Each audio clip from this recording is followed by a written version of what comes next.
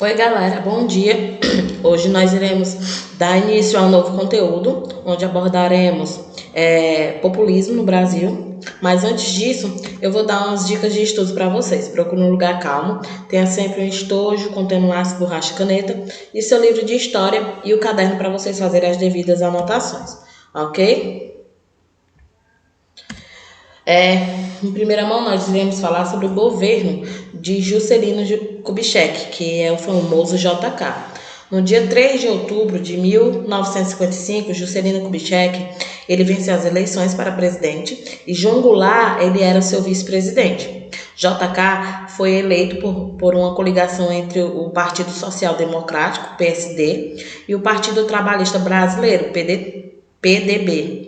Partidos de origem getulistas, assumiu a presidência no dia 31 de janeiro de 1956. Ao assumir poder, JK estabeleceu o lema de sua política econômica, prometendo 50 anos de progresso em 5 de governo. O produto interno bruto brasileiro cresceu em média 7% ao ano. Além disso, a taxa per capita aumentou num ritmo 4 vezes maior que o restante da América Latina. Após deixar a presidência, lhe sucedeu Jânio Quadros e se elegeria senador pelo estado de Goiás. Com o golpe militar de 64, a publicação do A1, que cessava mandatos de político considerado uma ameaça para o Brasil, JK retira-se do Congresso. O plano de metas para desenvolver o Brasil. A coordenação global da política econômica do governo JK era feita com base num plano de metas apresentado na campanha eleitoral. O plano definia os principais objetivos a serem atingidos, agrupados em 5 setores: energia, transporte, indústria, educação e alimentação. Numa época de petróleo barato, o plano de metas fez a opção pelo transporte rodoviário. Foram construídos 20 mil quilômetros de estrada de rodagem, a maioria com capital nacional privado. A produção de petróleo saltou de 2 milhões de barris em 1955 para 30 milhões em 1960. A produção de aço, que era de 1 milhão e 150 mil toneladas, chegou a 2 milhões e 500 mil toneladas em 1960. No setor de bens de consumo duráveis, foram instaladas inúmeras fábricas de automóveis e caminhões, como a Mercedes-Benz, a Volkswagen, a Williams, e a General Motors e a Ford, ok? Aqui tá uma foto, né? A foto dele que quando ele foi eleito. Essa foto que todo presidente, quando é eleito, que toma posse, ele tem que tirar. A inflação e a dívida externa durante o governo JK. Para custear a modernização do Brasil, o JK teve que recorrer ao capital estrangeiro. Assim, os setores como a indústria de cigarros, material elétrico, produtos químicos, farmacêuticos, eletricidade, registraram um forte aumento da presença de multinacionais. O domínio do capital estrangeiro passou a ser de 80% a 90% da economia nacional. Tais fatores contribuíram para o aumento da inflação, que no final do governo chegava a 25% ao ano.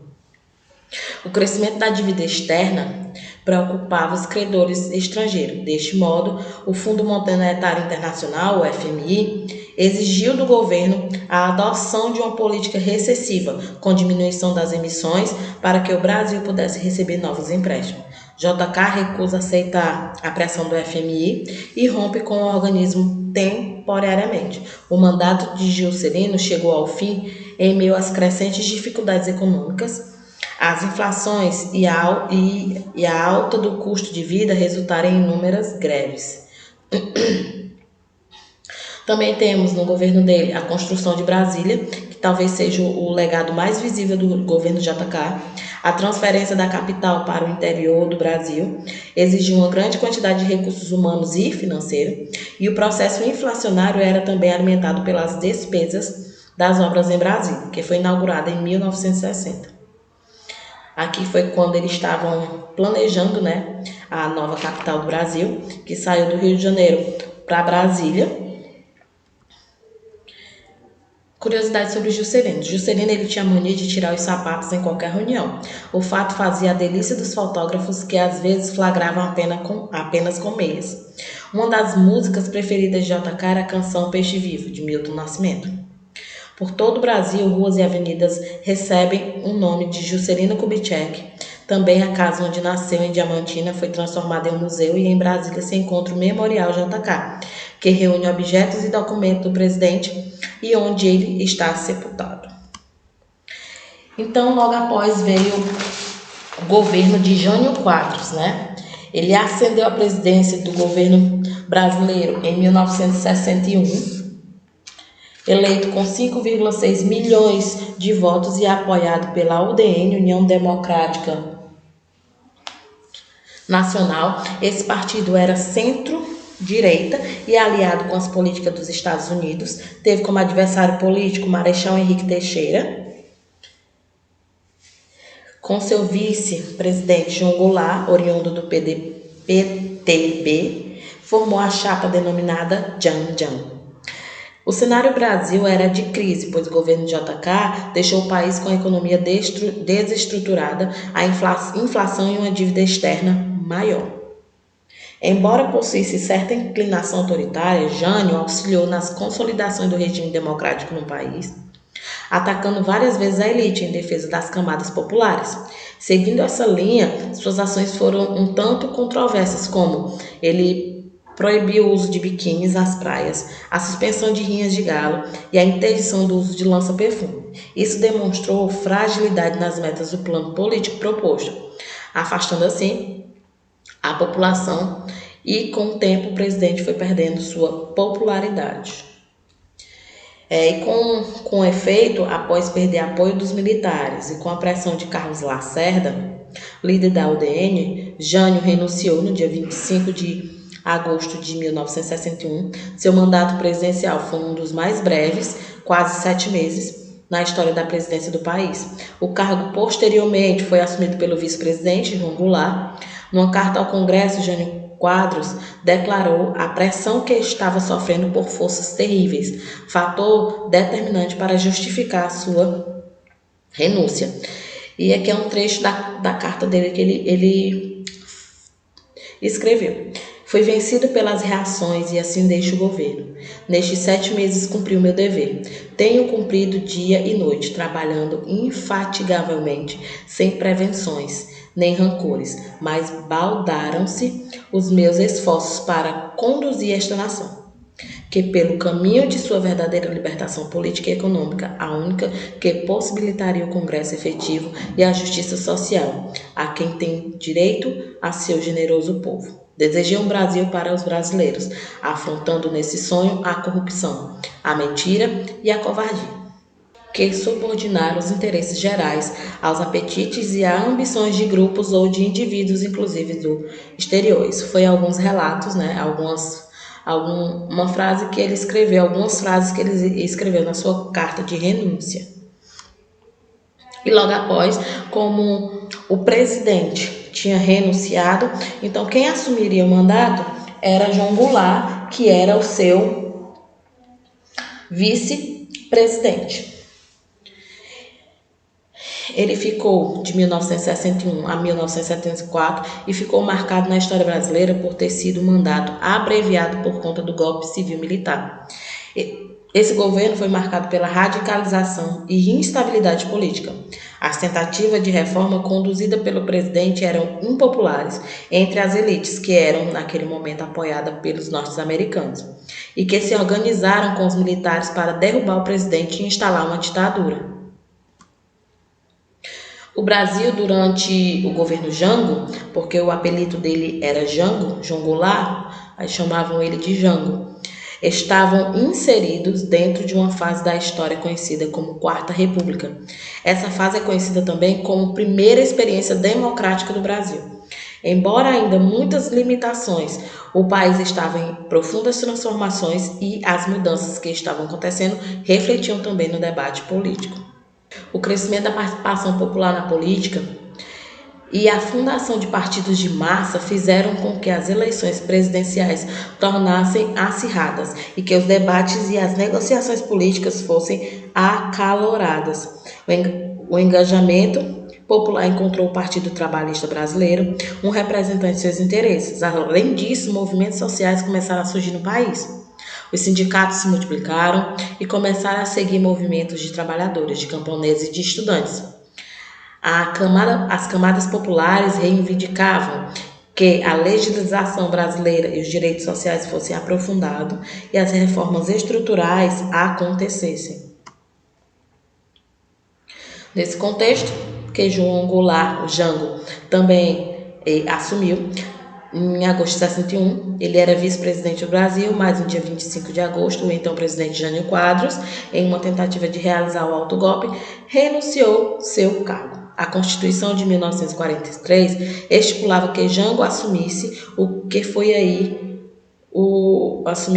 aí que uma nova crise estourou e deu início à campanha de legalidade.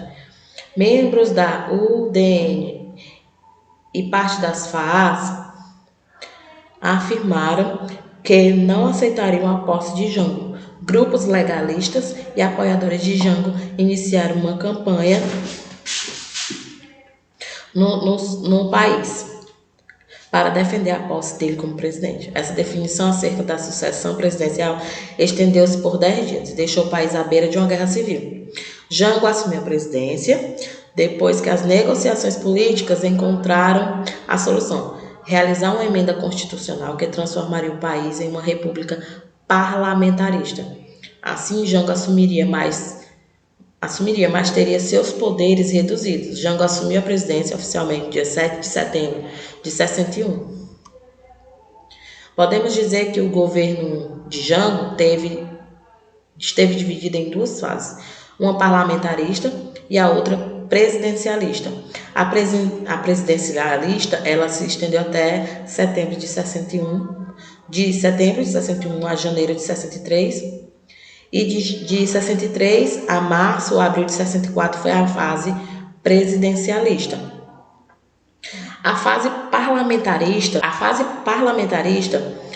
o governo parlamentarista de Jango durou cerca de 14 meses e teve fim com um plebiscito em que a população decidiu pelo retorno do presidencialismo. O parlamentarismo tirava uma série de atribuições políticas do presidente e com isso Jango não teve muitas possibilidades de manobras políticas. Nessa fase foram montados 3 gabinetes que evidenciam o grau de instabilidade política que se encontrava no Brasil. Os 3 primeiros ministros foram Tancredo Neves, Brochado da Rocha e Hermes de Lima. Nessa fase, Jango teve uma noção dos problemas que o país enfrentava. O país tinha uma alta dívida externa e o prazo para o seu pagamento era curto. O país enfrentava problemas graves em áreas como a questão das terras e a educação.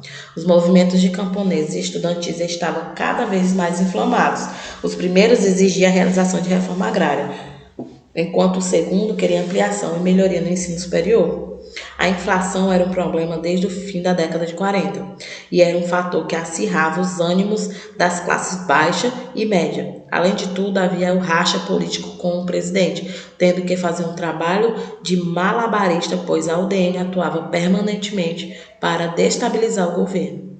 E dentro do governo dele, ele fez umas reformas, e as principais reformas que ele fez foi a reforma agrária, que foi aprovado o Estatuto do Trabalhador Rural. Ele também fez a reforma econômica, investiu na urbanização de cidades próximas às capitais brasileiras, e também fez a reforma econômica. No governo dele, ele fez várias reformas, e uma dessas reformas foram a reforma agrária, onde ele aprovou o Estatuto Brasileiro, o Estatuto do Trabalhador Rural, a reforma econômica, a indústria e o comércio passaram a ter uma maior regulação do Estado, e as reformas urbanas, que ele investiu na urbanização de cidades próximas às capitais brasileiras. João Goulart, ele era ex-ministro de Getúlio Vargas, ele assumiu a presidência do Brasil após a renúncia de Jânio Quadros. Quase não conseguiu tomar posse, como eu havia dito, pois estava viajando diplomaticamente na China comunista. Propôs as reformas de base, com destaque à reforma agrária. Seu mandato foi encerrado com o golpe militar no dia 31 de março de 1964.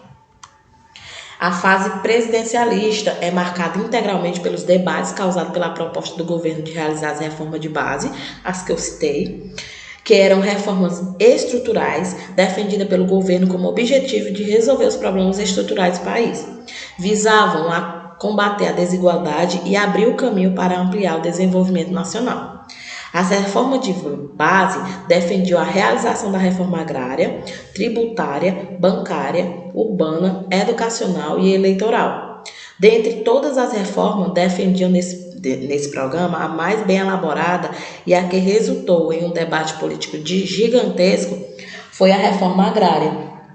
Essa reforma defendia a desapropriação de propriedades rurais maiores de 500 hectares que não estavam sendo utilizadas. Com o apoio do PTB, Jango começou a divulgar as propostas de reforma de base por todo o Brasil. Os conservadores se aliaram aos militares, não aceitando a política de rejeição ao capital norte-americano e a aproximação com os regimes comunistas da União Soviética e de Cuba. Até que na madrugada do dia 31 de março de 1964, militares e civis conservadores, com o apoio dos Estados Unidos, conseguiram fazer com que Jango deixasse a presidência e instituíram o período do regime militar, que é o que veremos na próxima aula. Ok? Mas, galera, se vocês tiverem alguma dúvida e quiserem rever essa aula, como as outras passadas, você tem todo acesso ao nosso site www.escolapequenospaço.com.br. Lá vocês terão todo o acesso ao conteúdo. E não esqueça de acessar a nossa agenda eletrônica, onde lá é postado diariamente as atividades diárias de vocês. Tenham um bom dia e um bom dia de estudos e até a próxima aula.